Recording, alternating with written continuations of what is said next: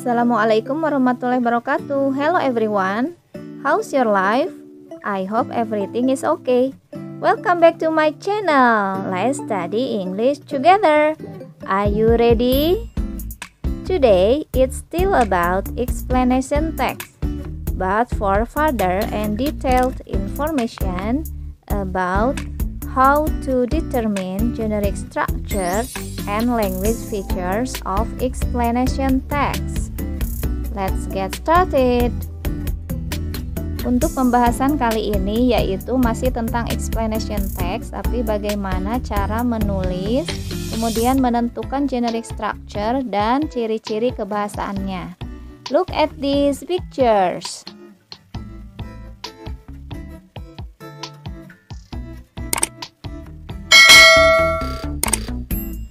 Those are for examples of natural phenomena. Kita bahas tentang tsunami ya. We all know that tsunamis are a series of destructive waves and powerful.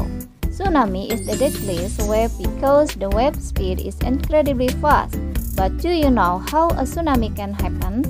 Nah, untuk paragraf pertama ini generic structure-nya merupakan general statement, yaitu pernyataan utama atau pernyataan umum dari penulis explanation.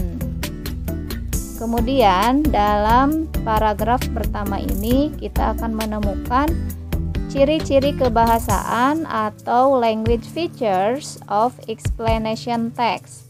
Pertama di situ ada tsunami merupakan generic participant ya. Karena di situ menyebutkan tentang umum, jadi tidak tsunami, tapi untuk tsunami yang keseluruhan yang dibahas adalah tsunami. Kemudian untuk paragraf keduanya, tsunami originated from Japan, Tsu meaning harbor and Nami meaning wave. They are normally caused by landslide, earthquakes, volcanic eruptions in or close to an ocean. After some sort of underwater disturbance, this causes energy to rise up to sea level, pushing the water high into the air. Gravity kicks in and pulls it down again, and then consequently causing the water to filter out into many different directions. Nah, kemudian untuk di paragraf kedua ini sudah ditanda ya, itu generic structure-nya sudah mulai explanation. Kemudian untuk ciri-ciri kebahasaannya di situ ada passive voice, ada originated, kemudian ada simple present tense ya, itu bisa dilihat di teks. Next paragraph. When a tsunami begins to approach the shore, the energy in the wave is compressed. As a result, the water is pushed up into the wave, resulting in a powerful tsunami. If the trough hits the shoreline first, it then causes the tide to drastically retreat. Ini untuk paragraf ketiganya ya. Generic structure-nya explanation, kemudian di situ ada ciri-ciri kebahasaannya, ada as a result itu connection ya. Bagi yang tadi belum paham tentang teksnya, ini ada terjemahannya, silahkan disimak dan dibaca.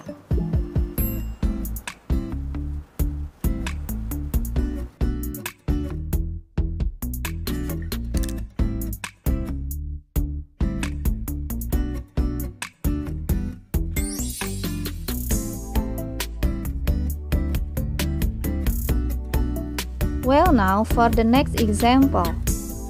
Explanation text about social phenomena. How corruption occur? Corruption usually occurs because some individuals are willing to use illicit means to maximize personal or corporate profit. How does corruption happen? Does corruption happen slowly or all at once? Nah, ini untuk paragraf pertama. Generic structure-nya yaitu general statement ya, karena di sini sebagai pernyataan awal yang umum dari penulis untuk how corruption occur, bagaimana korupsi bisa terjadi. Untuk language features-nya di situ ada corruption usually occurs. Nah, itu salah satu contoh dari simple present tense, subject plus verb one ya. Kemudian kesana juga kayak how does corruption happen, itu kan untuk kalimat tanya dari simple present tense juga. Next paragraph. When we hear the word corruption, we immediately think about political issues. But have you ever thought that actually people have often practiced culture of corruption from an early age? For example, we know the term rubber clock, which is always not on time to make an appointment. This is an example of small corruption that we are not aware of. So don't be surprised if there will be a lot of corruptors who are very troubling. Untuk paragraf kedua ini mulai generic structure-nya itu explanation, kemudian ciri-ciri kebahasannya di situ ada simple present tense dan ada connection. So ya, connectionnya. Okay, next paragraph. Furthermore, exam cheating is also a form of corruption. Cheating is a common thing done by students. Inner cheating can give us a high value, but it will reduce us ourselves. By cheating, we certainly cannot get that knowledge purely. If this is often done, the cheating action is carried out when an adult student. Nah, untuk paragraf ini ada ciri kebahasannya itu furthermore, di situ ada connection.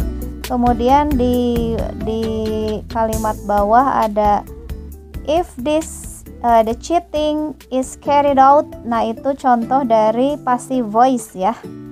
Next paragraph. As an adult, he has a position in the government.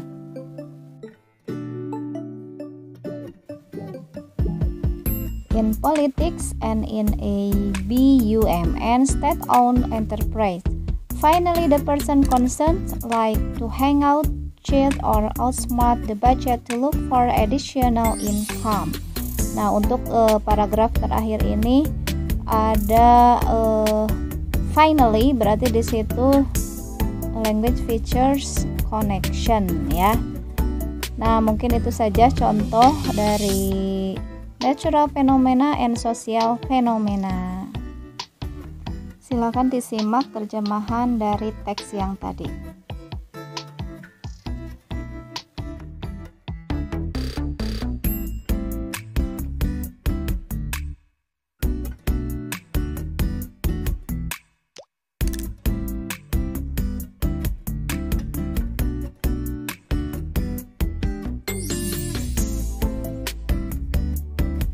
Well, is it clear? I hope you can understand all. Thank you very much for this lesson. See you next. Assalamualaikum warahmatullahi wabarakatuh.